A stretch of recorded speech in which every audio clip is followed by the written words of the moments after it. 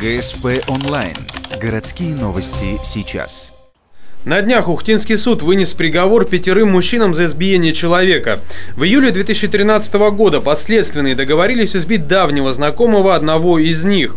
Организованная колонна машин на набережной Газовиков взяла в коробочку автомобиль потерпевшего и вынудила его остановиться.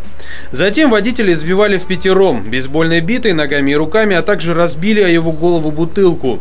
Вместе с потерпевшим в машине находились 3 его друга.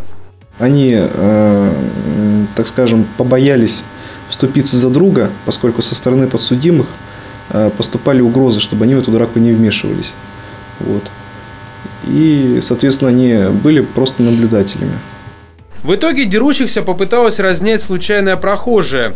Потерпевший получил открыто-черепно-мозговую травму, перелом височной кости и другие повреждения. Подследственных быстро нашли и задержали. 4 подозреваемых свою вину так и не признали, 1 сделал это частично.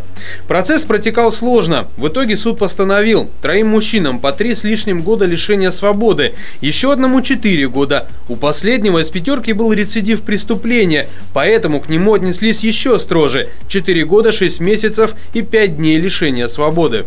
Наказание виновные будут отбывать в колонии строгого режима. К тому же суд обязал взыскать деньги, потраченные на лечение потерпевшего.